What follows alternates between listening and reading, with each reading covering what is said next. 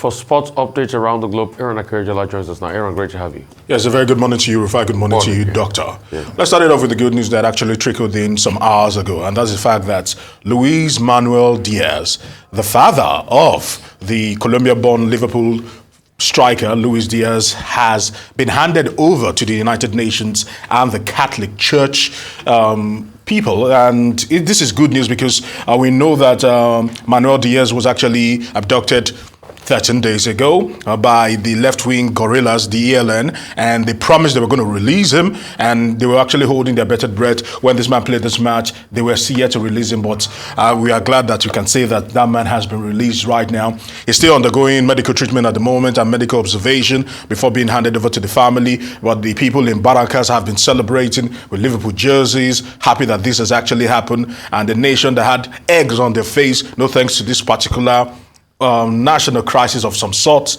can actually heave a sigh of relief. All right, kudos there. But before he was released, John Mikel was with Talk Sports in the UK, and he was being interviewed by Simon Jordan and Jim White, and he spoke about the time his own father was abducted in 2018, which was the second time, understanding that his father was first abducted in 2011 for about 10 days, but in 2018, just before going against Argentina, the Celeste, his brother actually phoned him 2 hours before then and told him that the father had been abducted again, that he felt the pangs. And Roman Abramovich, when he learned about the issue, called him and told him, "Do you need help? Say it, I will get my guys in and they will release your father." And he was guys. Who are those guys? That's the big question. Who are those guys? That is the big question. Mikel tried to inquire further. But let's get you here, Mikel. Maybe probably explain it better. Who are those guys? Victor Yushchenko? Very supportive. I must say that Chelsea were very supportive. I remember Roman saying, "Do you want me to send people over? Because I know if I send people over, I can get your dad out." I was like, "How are you going to do this?" Like, don't worry about that. Just let me, if you want that option, I can do it. And I'm happy to see that Liverpool are very supportive with. I must give credit to Liverpool for what they're doing. And the good thing is that also, back then, Chelsea were very supportive. I must say that Chelsea were very supportive. I remember Roman saying, "Do you want me to send people over? Because I know if I send people over, I can get your dad out." I was like, "How are you going to do this?" Like, don't worry about that. Just let me, if you want that option, I can do it. And I'm happy to see that Liverpool are very supportive with. I must give credit to Liverpool for what they're doing. All right, there you actually have it. Roman Abramovich having guys. Want to be nice to have guys. Part of the world. Part in Nigeria. What did he say to you? He just told send my people over. And they will get your father. All right, so just so these are the things that footballers and superstars in the sporting world have to go through time and time again. He's not the first. He's not. He will not be the last. It's unfortunate these things happen, and that is why when things like this happen, our heart actually goes out to them because they are trying to. For someone like a Luis Diaz, he's loved by the Colombian people because of his forays with Liverpool, and also not forgetting Colombia. And it's unfortunate that this actually happened. Away from that, quickly, news about the Europa League matches were actually played yesterday, and Liverpool, unfortunate for them, were beaten by Toulouse on the day, and also not forgetting AS Roma also getting beat by Slava Prague 2-0. Ajax Amsterdam also suffering another defeat at the Johan Cruyff Arena to this time around to the hands of Brighton and Hove Albion, who seem to have continued their foray of things. But one man gets to excite us because when you look at his group, talking about no other than Bayer Leverkusen's star, we look at this man and I say that Victor Boniface is looking like one for the future because he is right now lighting up Europe. Because you look at the table, he's been able to have Bayer Leverkusen to that remarkable start in the German Bundesliga, and not just that alone, in the Europa League also, he's been that instrumental. Away from that, this weekend, Rufai, let's see what happens, but the bookmakers have had it wrong when Chelsea went against Arsenal, when Chelsea also went against Tottenham, and everyone said it was doom and gloom, but that wasn't the case, as you can actually say that Chelsea survived, and this weekend they'll be taking on Manchester City with the hope. The bookmakers will get it right. With the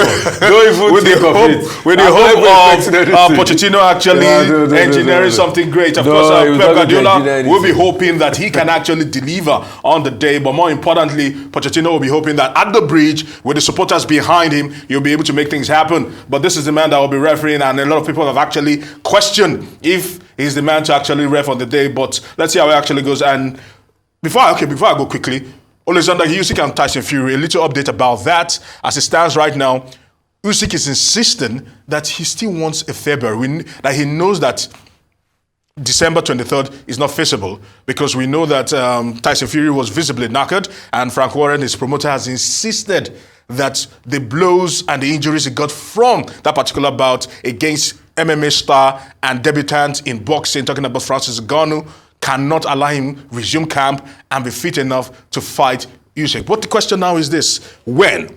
Usyk insists February, but at the moment we've not heard from Frank Warren and the camp when Tyson Fury will be having this undisputed fight. And finally, the Super Eagles will be resuming camp on Monday. 23-man list has been released, and the big absentees are Victor Osimhen, captain of the side Ahmed Musa, and Samuel Chukwueze. One thing is certain: Zimbabwe will be up for the grabs in the World Cup qualifier, 16th and the 19th. 16th at the Akpabio Stadium here in Nigeria. On the 19th, it will be in Kigali, Rwanda, for the return leg of that particular World Cup qualifier. Okay, Dr. Vasiko. First, talking about goalkeepers. The other day we were talking about goalkeepers and Nigeria trying to look for goalkeepers from around the world. And one of the names mentioned then was Tobias Lawal, the Nigerian-born Austrian goalkeeper. Yeah. But as it is, he's been called up to the national team of Austria, which means, we may have lost the opportunity there. And Austria does not allow dual nationality, unlike Nigeria. So that was smart. That was forward thinking by them, because they know that Nigeria is actually in need of a goalkeeper right now. Yeah. Well, then you were talking about Luis Diaz. Yes. Okay, congratulations to all the people of Barrancas, because there was jubilation. Massive jubilation. In the city that the man had been released. You recall that before now, the ELN had asked for guarantees from the government, as a condition for them to release him. And that has happened. He was released at the border between Colombia and Venezuela, and handed over to humanitarian workers who then flown him back home. Well, it's unfortunate. The ELN is the last guerrilla group recognized in Colombia, and they've been talking to government. The government has been talking to them. The president himself, Petro Gustavo, used to be a rebel himself, and they've been holding meetings to see how they can, down tools over 5,800 combatants in the ELN. But this will have implications perhaps for the negotiations they've been having. But kidnapping, it's a notorious thing in Colombia. Yes, it is. Over 38,500 people have been, kidnapped at one point or the other. But we're glad that Luis Diaz's father has been released. The man who is actually the main architect of his career. At some point he used to sell food, just to be able to sponsor his child to play football. And, his work has been rewarded, and it would have been so unfortunate, if he had lost his life at a point when his son is already an international superstar. Yeah. Perhaps the first major Colombian player in recent times to make it to the top league. Well, I don't know what your prediction is about Man City and Chelsea this weekend, but I'm keeping my fingers crossed. I agree with Rufai. 3-0. Don't just even go there. Don't go there. Because Erling Haaland, He's in the form of his life. His life. So they will be beaten. But the bigger question again has to do with VAR. Yes, that has become so controversial. Mikel Arteta is inconsolable. Are we going to review VAR, or is better to go to the old ways? Since the accuracy in terms of refereeing that I don't think VAR will ever be chalked off. One thing is certain, or one thing I know is that they will find a way to make it work better. And then finally, Davido on X, formerly known as Twitter, has been asking that, well, he doesn't watch football so much, but what is happening to Man U? Why are people complaining? He wants people to tell him what is going on. Can you please help tell Davido what is happening to Man U and their coach? They've luled. Let's just put it that way. But Rufai, before I come to you, Rufai, I have a picture just for you. It's a very old picture. We've spoken about this in time past, and if they can actually help us with that particular picture, it's an old picture that actually talks about the yesteryears. And it's unfortunate that things have actually changed right now. And it's a picture about tennis, when the particular Lagos Classic was actually held in Lagos in the 70s. Also, 76 actually. In the 70s. In fact, it was around the week between the 10th of February to the 14th of February, because what abruptly stopped that tournament that was organized by Lord Rumens then was because there was the coup of the 13th of February, 1976. All right, it was a classical tournament. The prize money was about 100,000 US. It was even more than Wimbledon prize money then. Lord Rumens, the popular Lord Rumens, was the one that brought all people together. You know, you had the likes of Otto Ashe come in there and a couple of other great, tennis players around the world. We can see that picture. It's actually a very riveting one, but in the meantime, let's get to hear from you. So, I mean, it just shows how the standards have gone down. And that was how Nigeria used to be. This was the same country, too, that Pelé came to play football, This Federal Palace at the back, it was the hub. International soccer stars were seen there. International tennis stars, the likes of Otto Ashe were seen there. So that's the glowing days of Nigeria. But for Man City, Aaron, me, I don't deceive myself. I don't know how to do it. I tell myself the truth. Concerning so Man City will beat Chelsea blue-black. They will dominate Chelsea, they will beat Chelsea.